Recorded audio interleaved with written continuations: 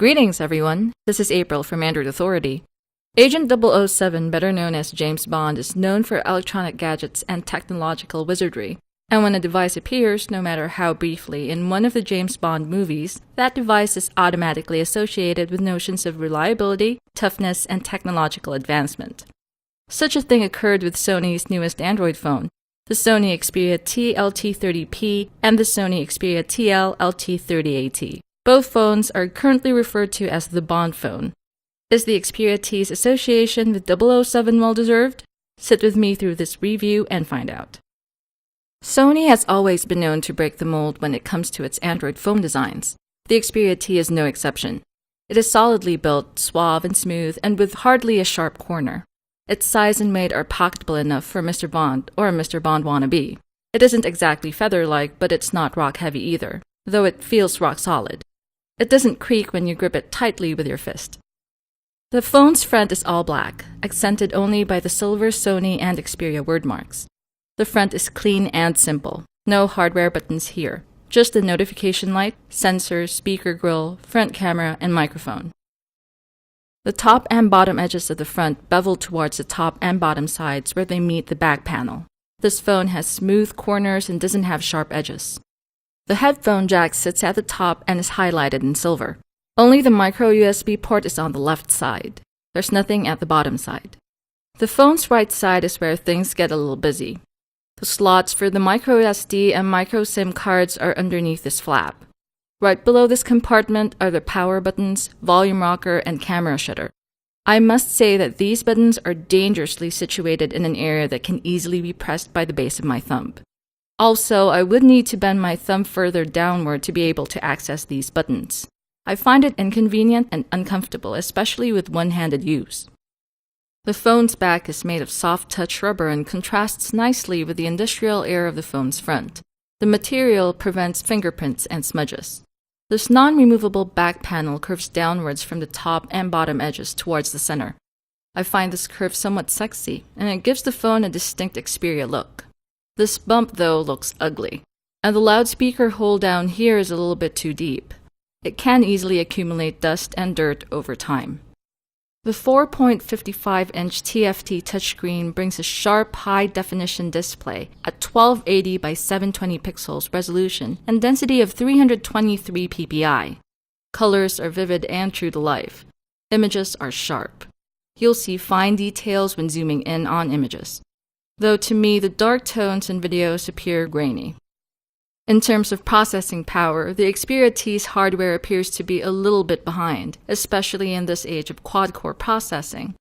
The Xperia T uses a Qualcomm Snapdragon S4 MSM8268 chipset with a dual-core 1.5 GHz Qualcomm Crate CPU and Adreno 225 GPU.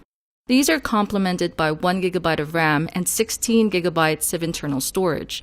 MicroSD expansion is also supported up to 32 GB.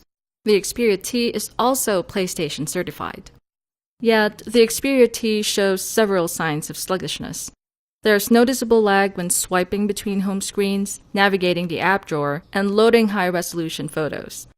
Browsing is generally smooth, but zooming in or out of a page takes about a second or so. While video playback and games such as Dead Trigger don't freeze or stutter, dual-core processing becomes most perceptible when launching apps, which takes a few seconds to load. As for the camera, I am quite happy about the dedicated camera shutter button. It's quite a convenience for mobile shutterbugs like me. The 13-megapixel camera captures great photos, especially outdoors or with adequate lighting. Colors are vibrant without being overly saturated. This very same camera is capable of 1080p Full HD video capture, though I found the image stabilization function somewhat disappointing. Autofocus also sometimes lets me down. Worse, the autofocus motor makes enough noise that it can actually be caught on video.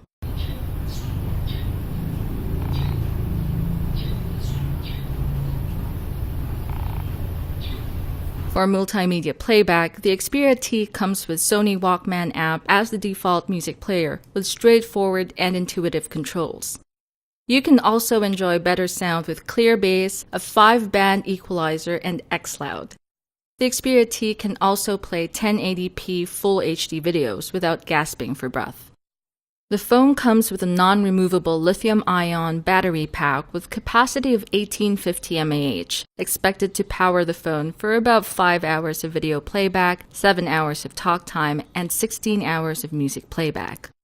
For an Android phone associated with Agent 007, I was expecting the Xperia T to at least come with Android 4.1 Jelly Bean out of the box. Alas, I only got Android 4.0.4 Ice Cream Sandwich. Sony reportedly plans to upgrade it to Jelly Bean sometime in 2013. Sony's Timescape user interface gives the phone a distinctively Sony look and feel. If you've ever used a Sony Android phone before, the experience will not be too alien to you. It's a very attractive, functional, and user-friendly UI. All in all, the Sony Xperia T LT30p or Xperia TL LT30at is a great dual-core Android phone and may be suitable for those who don't need too much smartphone horsepower. Its overall design is sleek, smooth, and suave, although most of its hardware buttons are located in an uncomfortable position. Its build is undoubtedly solid and its size is comfortable enough for use on the go. Its display is bright, sharp, vivid, and simply gorgeous, but expect lag in navigation and app launching. It has a powerful 13-megapixel camera that can capture crisp and vibrant photos, although this camera can be disappointing when shooting 1080p Full HD videos. Although overall the Xperia T is a good phone, I feel that James Bond deserves something better and something faster. Do you feel the same way? Share your thoughts in the comments. Get more Android news and reviews at AndroidAuthority.com and through our YouTube channel. Thank you for watching. This is April from Android Authority. May the light side of the Android Force be with you.